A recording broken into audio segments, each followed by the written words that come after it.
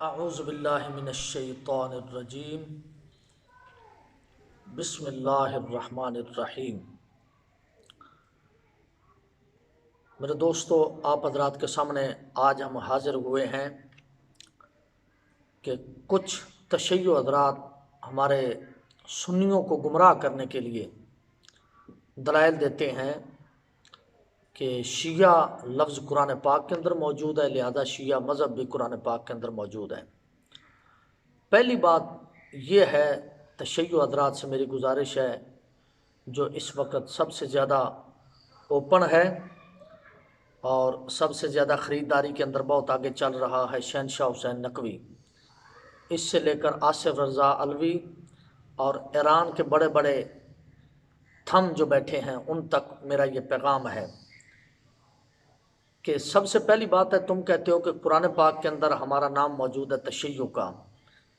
پہلی بات تو یہ ہے کہ تم تو اس قرآن کو مانتے ہی نہیں، تو پھر کیسے کہتے ہو کہ قرآن پاک کے اندر موجود ہے؟ ہاں، یہ کہو کہ جو سنیوں کا قرآن پاک ہے، سنیوں کا جس قرآن پر ایمان ہے اور مسلمانوں کا جس قرآن پر ایمان ہے، اس قرآن کے اندر ہمارا نام ہے، یہ بات کہا کرو۔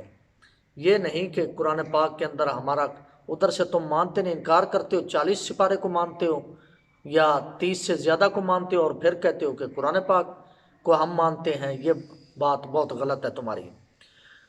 اب سب سے پہلی بات تو یہ ہے کہ جو تم آیت پڑھتے ہو تشیع حضرات، ان سے میری گزارش ہے، تم نے کہا کہ قرآن کے اندر ہے وَإِنَّ مِن شِيَعَتِهِ لَإِبْرَاهِيمَ، القرآن سورۃ الصافات آیت نمبر 83، ترجمہ: اور بے شک ابراہیم علیہ السلام اس کے شیعہ میں سے ہیں، یہ اس کا ترجمہ ہے۔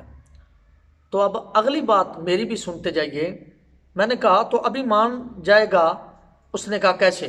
شیعہ نے کہا، میں نے کہا سنیے قرآن پاک، قرآن پاک کے اندر اگر یہاں شیعہ کا لفظ آیا ہے تو آگے بھی تو آیا ہے نا، پڑھیں۔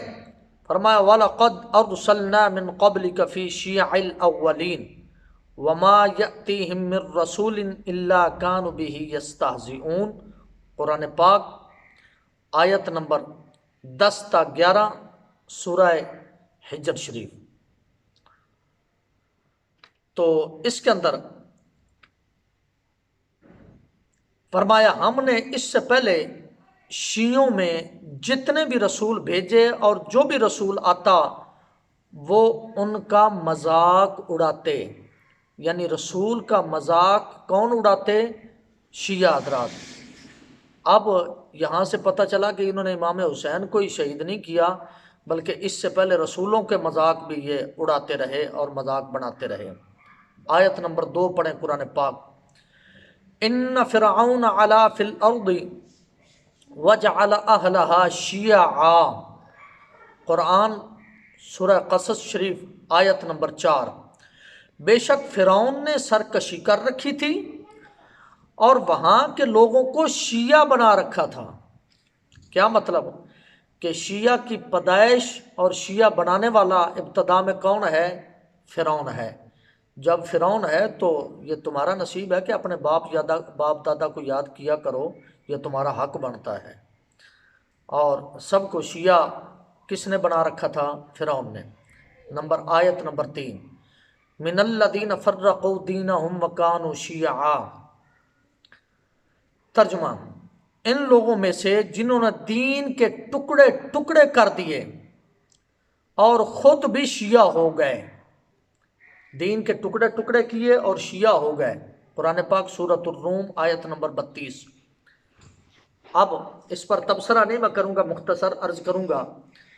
آیت نمبر 4: ان الذین فرقوا دینہم وکانوا شیعا لست منہم فی شیء، بے شک جن لوگوں نے دین کے ٹکڑے ٹکڑے کر دیے وہ شیعہ تھے، آپ کا ان سے کوئی تعلق نہیں۔ لست منہم فی شیء، قرآن سورۃ الانعام شریف آیت نمبر 150 اور 59۔